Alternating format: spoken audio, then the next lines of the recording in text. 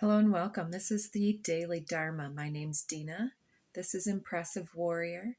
Let's take a moment, take a deep breath all together. Release it, syncing up our energies, letting any of your fears, worries, anxieties, or any type of lower vibrational energy that's been blocking your path, let that be uplifted and pass through the flame and through the smoke, clearing, transmuting any lower vibrations into truth, clarity, wisdom, understanding, and the motivation and wherewithal to do something about it. So I do have some cards out for you guys.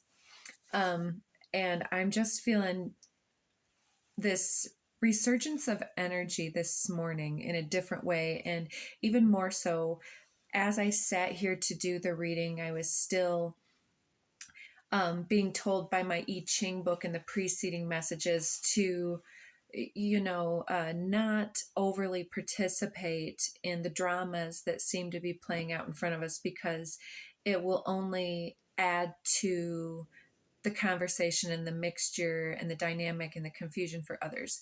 So I'm going to try to hold myself back from doing that. But I do have a few cards out here that I will want to tell you about.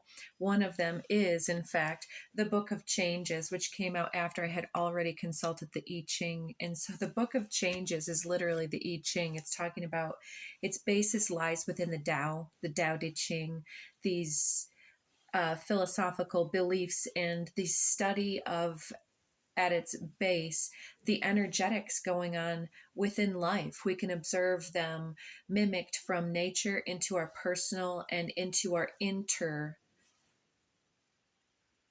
landscape. I was listening. I heard a dog barking.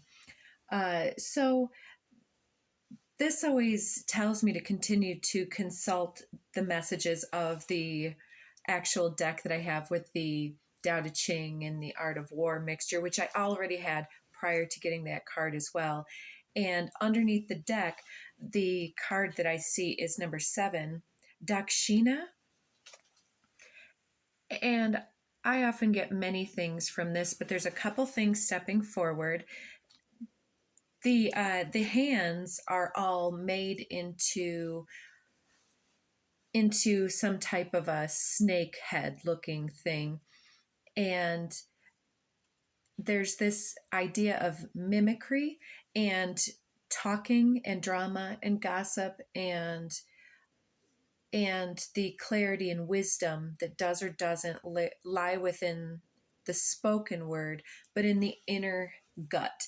Today is the day of the full moon in Taurus, and the moon itself is in late Taurus, conjunct Uranus, which is the change bringer, revolutionary, the essence that can be the lightning bolt from the third eye of Shiva that turns a matter on its head. And in that doing, it's like, then we may understand how futile it is to try to argue something before the time for it to take part, but also in our divine responsibility to do just that. And so with all that clear as mud for you guys, here's what I want to show you next. The Tao Te Ching, the messages, I have a double-sided deck, and then I have one that came out for once. This deck didn't fly 10 out at me at once. I want to do them in this order. It says, communicate effectively. It's very easy to think that someone understands what you're trying to say just because you do. In all interactions, in person, on the phone, text or mail, or email, ensure that what you're saying is clear, distinct, and understood. Give examples, think carefully about your words, and ask them what they think that you've said to avoid errors in communication.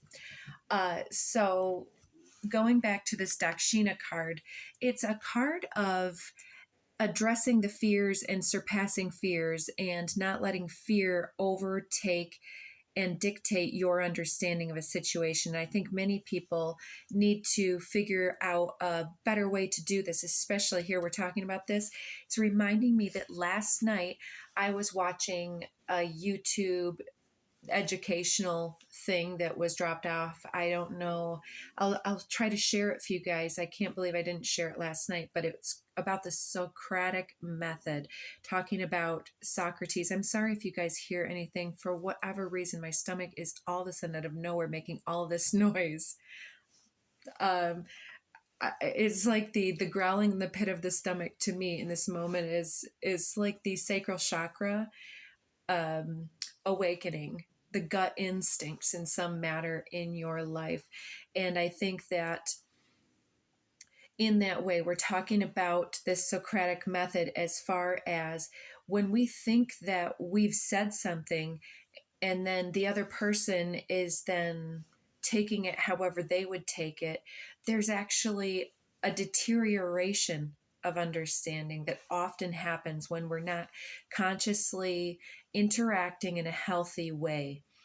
And right now, when we're filming, this is really rampant. But I believe that what we're being divinely shown through the culmination of events as they've transpired in this must be divine way, because there is no other way in the Tao. We understand that everything is self-correcting and self-evidencing truths. And so the truth doesn't need a good defense because the truth is clear and people understand the truth when they hear it quite often.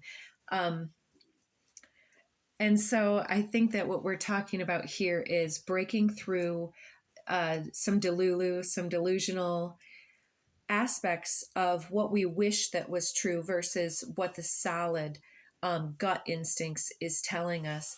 And so the Socratic method, one of the takeaways that was actually before I had been reminded last night that this was what I was doing a few days ago, I commented on somebody's post and I kept going back and forth in my head about it. It's like I did feel like I was in my highest moral whatever, and I started kind of saying, thank you for this really resonates on a lot of levels, but at different times we can also see that people will need to bring up opposing information and to create dialogue, and that instead of asking them to adhere to a, a rule book, that we have to be the ones that can read the changing climates and times, such as somebody recently referred to the change between the analog generations of,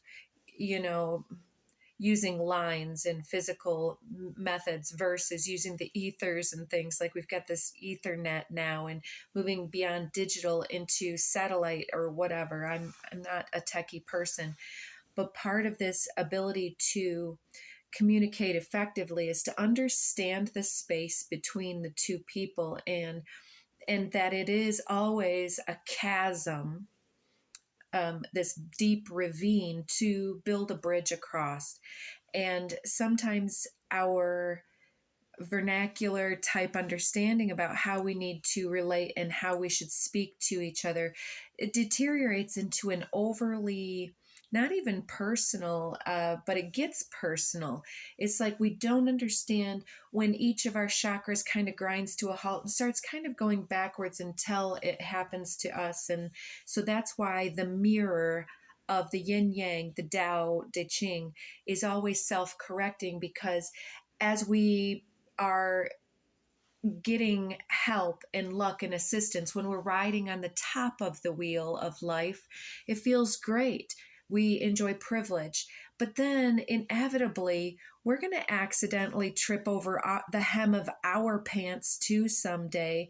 And we're going to also need some people to look us in the eye. And so it always becomes very, very important for us to be able to look ourselves in the eye. And when we see that others aren't looking us in the eye, it should evidence a change in the wind and a need to to go with some type of a flow in a way, and to ask about that misunderstanding. Where is this withdrawal going down, and how do we bridge that gap as a people right now? But also, the reason it shows up in the collective is because it's going on in our personal relationships. The macrocosm is always a reflection of the mirroring of our interpersonal relationships. So, as you're trying to communicate, I would suggest, for the ones that are loving self-evolution and accountability and ascension and education, it is absolutely enlightening to make sure that you are accounting for a segment of the time that you're spending in your time online, using your time in the ethers, to also educate yourself on many different levels, because we're here to be participating with our environment. Otherwise, why would we have these chakra systems that are so etherically plugged into everything? So those are going to be my attempts at laying out the groundwork for what's on under the deck here. So both of these are talking about, I want to equate it to, before we read it, think about the 0 and the 1. This recently came in as the Omega, being the 0, the all encompassing, the great mother, the great Tao that is everything, neutral and spontaneously self manifesting. It's the immaculate awareness of our potential to be the co-creatrix of life within the womb of the center of all life. The feminine within us is our ability at the chakra level to integrate and spin. To spin is to sculpt and to create out of clay, perhaps. And so that is the 0. And as things become self-aware through investigation, curiosity, experiential things, having adventures, having pitfalls, tripping on the hem of our pants, then we encounter the ones and the impact upon the mirror. If we drop it on the ground, it becomes obvious when things happen, then the universe is always ever responsive. And so then we can be re-informed and be flexible enough to then be curious about the results of that. And so I say these things because when we use that Socratic method, and when we are faced with information that seems different, then we need to lean into how it feels in the body and ask more questions than making assumptions, jumping to conclusions, cutting it out. I see this on the group that I largely identify with, specifically in this moment, politically with. There is, for a group of highly educated people, there is a propensity to be snobbish in the thought that they're more educated, instead of understanding it's the type of marketing and education that we've received. And so this is what I mean by experiential life, going to a different school system, growing up in a different town or a different family dynamic, and with your own personal capacity to cope. Even if you had the shittiest life ever, your capacity to be resilient and strong-willed and self-evidencing may be different from somebody who grew up in privilege and had failure to launch. And so I'm not advocating for anything other than to say that in a neutral environment, the book of changes is always self-correcting, and there's a need to allow people to trip. If you're a parent, you will absolutely understand this, and many of you don't even need to be a parent to have parented yourself in this matter. And there's a need to ask more questions from the people that we would think that we're above, because sometimes I find that a difference between political parties is often the ideals of hierarchy versus the ideals of symbiosis. And you can check those out if you like. And I think that I'm not advocating in any type of a way for like a communist when I say symbiotic. I think that none of the political agendas have addressed true symbiosis, or else we'd be at peace because we would have figured it out. But I think that some people have become close. So the 0 and the 1, every time that we make a choice or an observation, we become the 1, and we move away from that center and we have an experience. And then that experience and reverberation should have the capacity to push us back into our center and reevaluate before stepping forth again, so that there's the ebb and flow. Every time there's a wave, it crashes upon the shores and then it pulls back into itself, and it moves the earth. And I hope that you guys are following me with this. So the 0 and the 1. Tut tut today, Dina. I'm sorry, folks. Not really. 42. The Tao gives birth to 1. 1 gives birth to 2. 2 gives birth to 3. 3 gives birth to all things. All things have their backs to the female, the omega, and stand facing the male. And I do not use alpha in the hierarchical term as though there is a dominance. For me, 0 point is the power point. Because it's at the center, that's where the co-creatrix is rooted. You can't have a plant without a root. So take it with your own judgment as well. So all things have their backs to the female and stand facing the male. It's talking about the wave. It's, moving. It's moving. When male and female combine at the center in spontaneous combustion and the quickening of the seed, perhaps, I'm not reading this verbatim here. When male and female combine, all things achieve harmony. Which is also, I interject again, the collapse of the wave function is true harmonious 0 point field energy. And then the wave is then recursive. So however it collapses at the center is the reverberation that becomes. Ordinary men hate solitude, but the master makes use of it, embracing his aloneness, realizing that he is one with the whole universe. I love the Tao. And so I'll just lastly add, it's like we might self-express and emote. We might choose for expression and have a conversation. We might have a dance where at one motion we're moving forward and then it's the time to twirl around.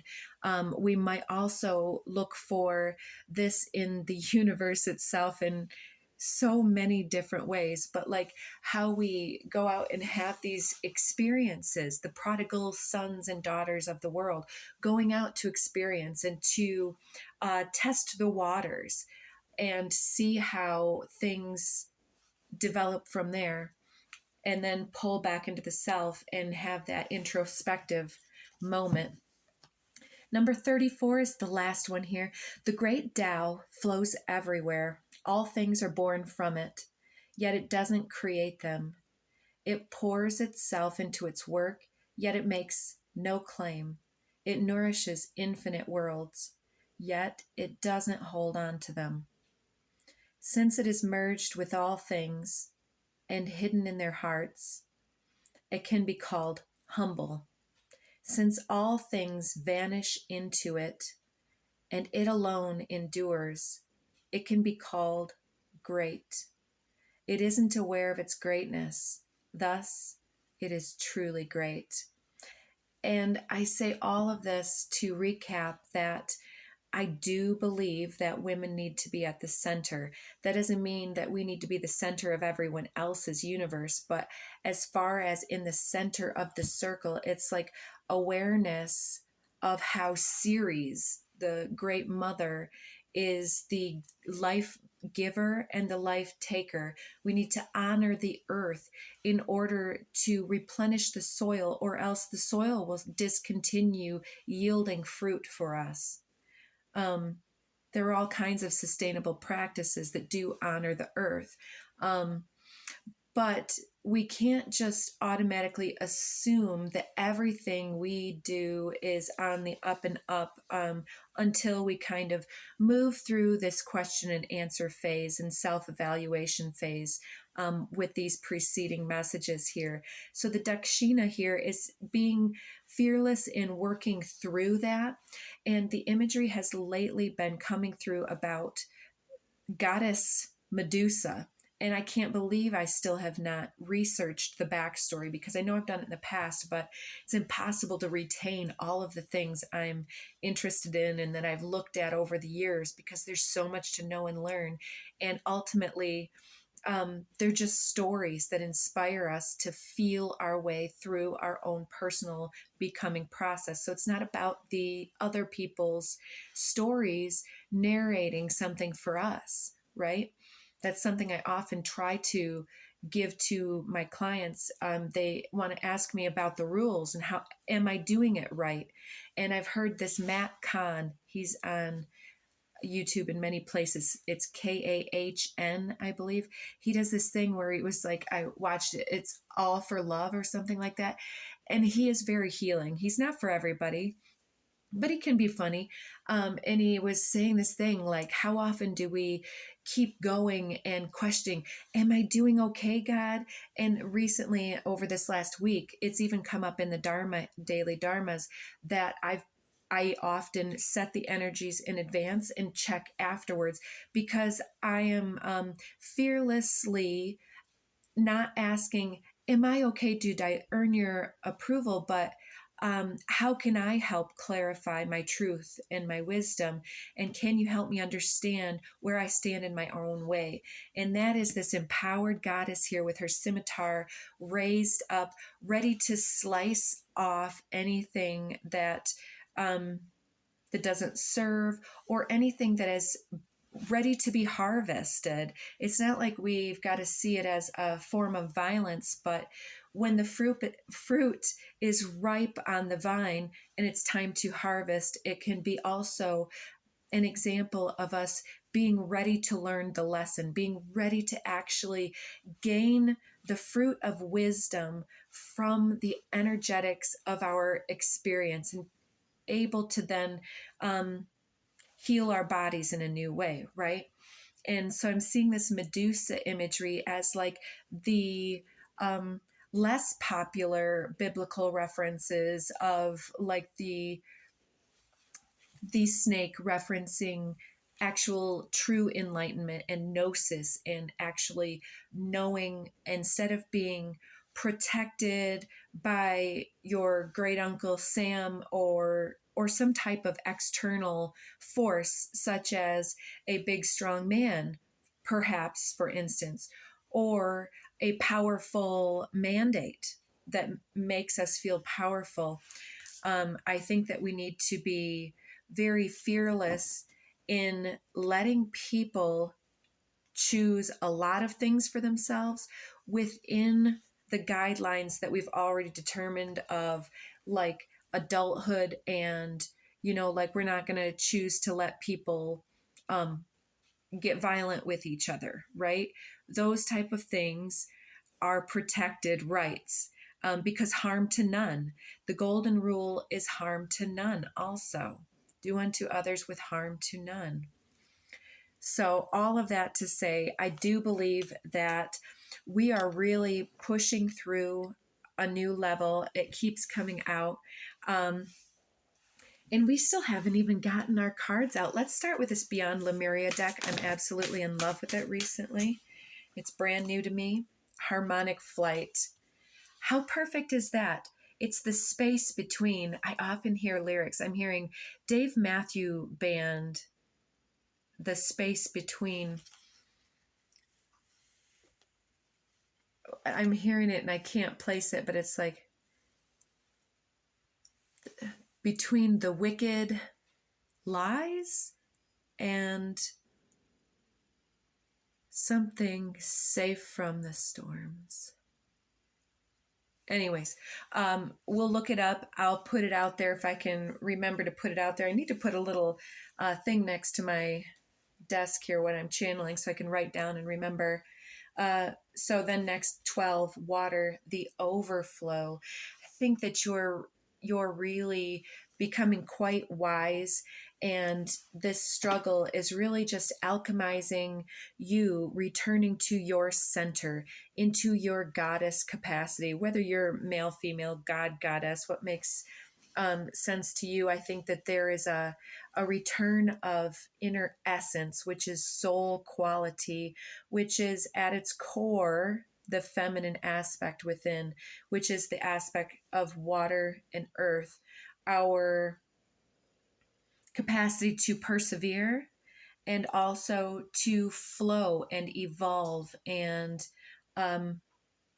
water is arguably the most powerful of the basic elements before moving into like ether.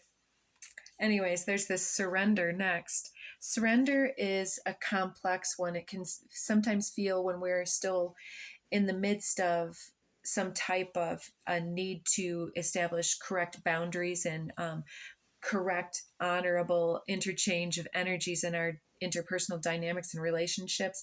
Surrender can seem like it's choosing for disempowerment, but it's all in what we're surrendering to. Surrender to also your beauty, to your light, to your right to also sometimes need to also learn something. And so this can help us to humble ourselves instead of reacting, and to also, if you believe that you are worthy of this beautiful interaction and people approaching you with respect and courtesy, then we need to also recognize how to be even more powerfully uplifting and inspiring in offering those courtesies proactively in our life. These are just some things coming forward in my own personal life. And it's like this surrender is, it's not to say that we are wrong, but it's to forgive self and others and recognize that everyone is doing their best on some level. And some people that have become toxic or have somehow had their consciousness corrupted on some level, they're having some type of experience. And so surrendering is to say that we trust the self-correction and that we're going to do also our part in helping things to come through the other side, right? Full spectrum 26. I see this as a chakra activation, and it's coming below harmonic flight. Beautiful. So there's this tantric reunion within the self that's really helping you to have an emotional experience here. She of the Lotus is underneath the deck. That one's interesting, kind of Medusa-like, if you will.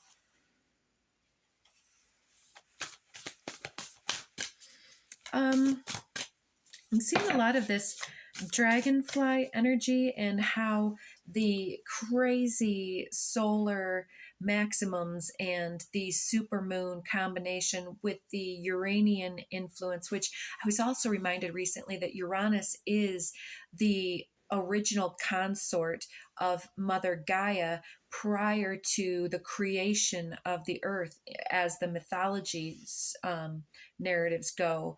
And then through that, we had the first initial offspring and things of that nature, and they were giants or something like this. Anyways, there's more to be researched. And so if you're getting the impulse to look into something, that might be something that will bring you unexpected rabbit holes that might help you out. But yeah, it's almost like be real gentle with your throat chakra. And before the election triggered myself personally, as some of you may have witnessed, there was the consistent message that if you want somebody to see your side of the story, the last thing you want to do is be defensive and confrontational. You need to ask them questions and have a discussion about it. And I am not going to disagree that some people are not in the headspace to have those conversations. And so it's a waste of our precious sacred energy to keep that going. So third eye chakra comes through pineal perspective.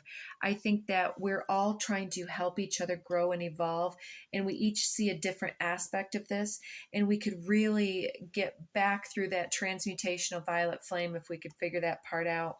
We're at the end of the video, you guys. Stay tuned to the end. We're going to go till it cuts us off. We've got this star seer. Look at her giving this leg up. It's the awareness coming through, and she's got that third eye as well. And we already talked about the third eye of Shiva. I think we are definitely talking about divine consorts like Shiva Shakti, Gaia, Uranus, and how Uranus is also the higher octave of Mars, Mercury, which is about to turn retrograde. So expressing ourselves in debates with integrity and being cautious of other people's egos, even when we are feeling like there's some type of need for revenge or retaliation. Reclaim your energy from this seeping, leaking, projection energy that collectively all of us are sort of working our ways through. Yeah, the sound of the universe now in the bottom, come back into our peace as a people. And we need to do this before some things like if you can shake that jar of ants up with two different colonies, they'll attack each other instead of the hand that shakes the jar. So we need to be very consciously aware not to fight the other ants in this moment and to build a human bridge, perhaps, between the different established orders. Heart chakra, unfurling back into love with this dragonfly emerging. It's gorgeous, you guys. I really sending you guys so much love. Check back in. I'd like to do a zodiac specific reading. We're going to go all 12 and we're going to do some speed reads for you guys. So check that out and check back for other information too in the meantime. Thanks and have a great day.